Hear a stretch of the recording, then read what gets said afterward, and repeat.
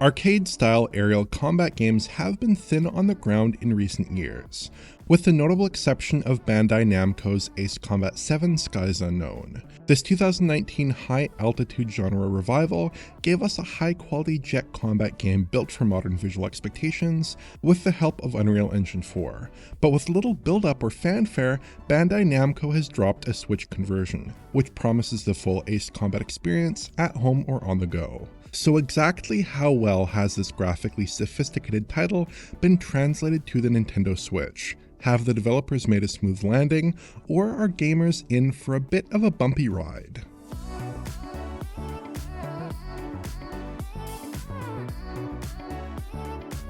A quick glance at the Switch version and the Xbox One version side by side reveals few obvious compromises on Switch relative to the game on last-gen consoles, but if you go a little bit deeper, there are some key differences that separate the two releases, even if in typical gameplay, some of those changes aren't terribly evident. Perhaps the clearest compromise comes down to the presentation of foliage elements. Notice how, at a significant height, the forests are only represented using flat texture art on Switch, while the Xbox One has proper alpha textured foliage instead. The foliage visibly protrudes over the Earth's surface and is shadow casting as well. We have to get closer to the ground before we start to see the same trees and shrubs on Switch, but again there's a catch. The draw distance for foliage elements is pulled in dramatically on Switch, producing much more obvious pop-in than we see on Xbox One. Plus, density takes a hit as well, even at close range. Notice how the trees here are less numerous on Switch, and how the grass running parallel to the runway here is patchier. Interestingly, this doesn't seem to apply to buildings in quite the same manner. The little structures here pop in at around the same distance across both machines, and generally, the density and draw distance is similar. In this dense city area though, the draw distances were pulled in considerably on Switch for most building models, suggesting this may be tweaked on an object-by-object basis to reduce load. There are some lighting tweaks on Switch as well, which can be obvious in side-by-sides. The Switch loses screen space reflections, for instance, with water surfaces instead reflecting a basic impression of the sky color. In practice though, I don't think the SSR is working very well in this title, as the dark featureless reflections it provides don't always look more realistic. Plus, Ace Combat 7 lacks TAA, so the reflections tend to shimmer excessively from frame to frame. Even though this is a downgrade on a feature level, I think the Switch actually looks better here. Indirect lighting quality unfortunately doesn't fare quite as well. Ambient occlusion is a lot less obvious on Switch and is possibly absent, providing a less convincing impression of indirect shade. This is visible to some degree during gameplay, like in the shadowed regions of the buildings here, but it's more obvious during cutscenes. Here the geometrically complex bodies of the aircraft are highlighted, and the results on Switch tend to appear less effectively grounded in the world. The cockpit view also tends to look somewhat flatter on Switch. The game's direct lighting tends to look fairly similar across both platforms though. Shadow maps appear to have roughly the same resolution in cutscenes and gameplay alike, though shadow filtering has a slightly different appearance on Switch. Typically, shadows look more sharply defined on Nintendo's platform, but suffer from more obvious aliasing as a result.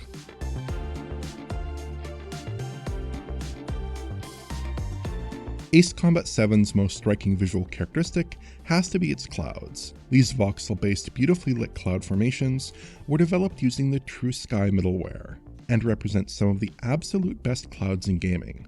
They prove key to Ace Combat 7 as cloud scramble weapon systems, and provide a sort of aerial cover for friends and foes alike.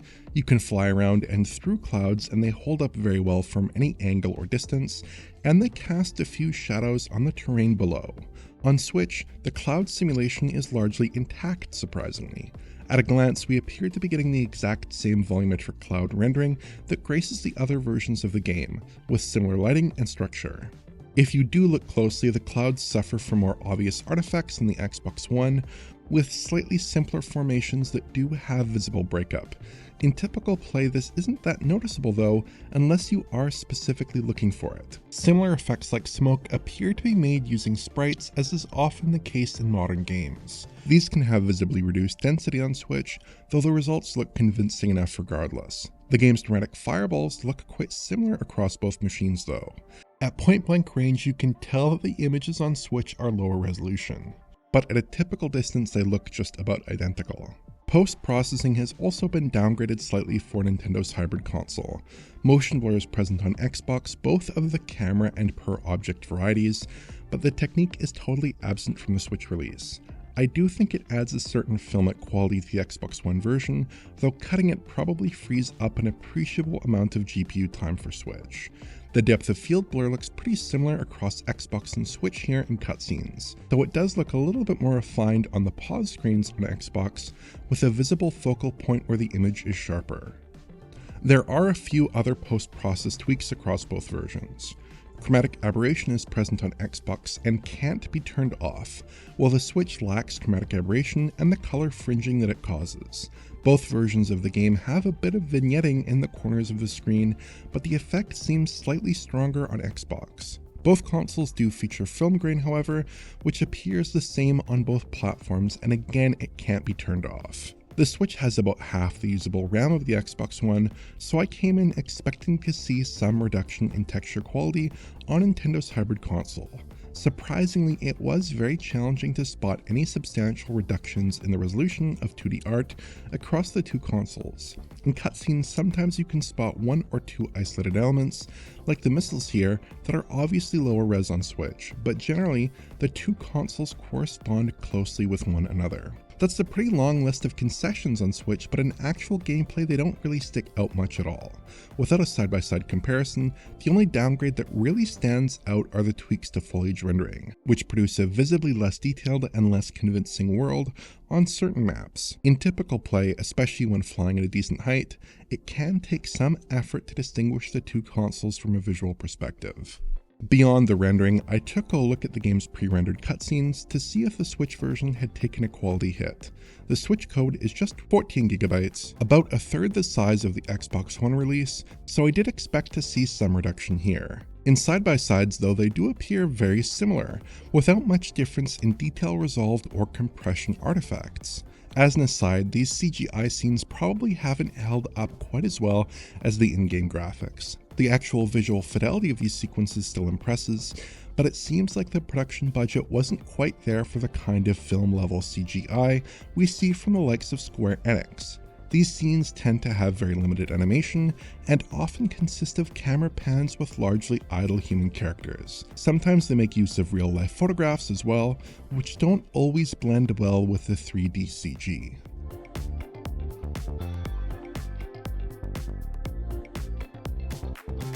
In terms of image quality, Ace Combat on Switch doesn't acquit itself terribly well, but it's basically the same setup as Xbox One. Both platforms operate at 720p and do have a fair number of raw edges in the presentation. Comparisons with the PC version do suggest that a post-process AA is in use, but its coverage isn't very good. I've seen far worse in other Switch ports of 8th gen home console games though, so a gently treated 720p image is decent enough. Dynamic resolution is hard to rule out, but I didn't see any evidence of it in my testing. Interestingly though, the UI on Switch appears quite a bit cleaner than the UI on Xbox One, suggesting a higher rendering resolution. I was able to count the Switch UI at 1080p, so I guess the Xbox One UI may be at 720p here. Portable mode takes a haircut down to 504p for the 3D elements, though the UI appears to be at 720p. It's obviously not native res, but I think it looks basically fine for the most part. There is some extra breakup in the clouds and the shadows are visibly lower resolution, though elsewhere I believe visual settings are matched or are close to matched between docked and portable play. Performance-wise, the Switch version targets 30 FPS. Throughout my hours of play, I really struggled to actually log a frame rate drop, even when I flew through large explosions and through large city areas. One of the few times I can recall seeing a drop was in this shot, where my plane collided with a building, producing a screen completely filled with alpha. This obviously doesn't reflect a realistic gameplay scenario, so I think in typical play performance should be just about faultless on the Switch. By eye, I couldn't spot framerate dips in portable play, suggesting a very good performance return there as well. The 1S comparison is sort of interesting here. Bandai-Namco elected to go for a 60 FPS target on last-gen home consoles, including the 1S, but the actual recorded performance level is often quite a bit shy of the mark. When flying through more complex areas like the city in the 4th mission, we see sustained framerate dips to the 40s and 50s, with occasional incursions into the upper 30s. It's a very unstable performance level in typical play. Some missions and scenarios do run better, namely when the ground detail is less complex, but despite the potential to hit that 60 FPS target, we usually don't get particularly close. I'd say the Switch's overall framerate is very solid considering the hardware, and might even be preferable to the One S depending on your tolerance for variable frame times.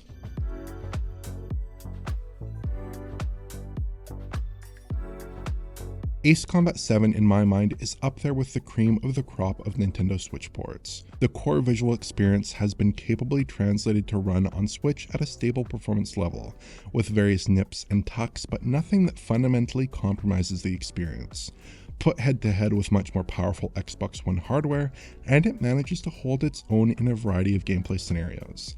Plus, the pre-rendered videos aren't overly compressed, and the game even manages to throw in a clean 1080p UI for good measure, a feature absent on the Xbox. It feels like a very solid port and a game that must have needed a lot of work to get it to run this well on what is essentially 2015 era tablet hardware.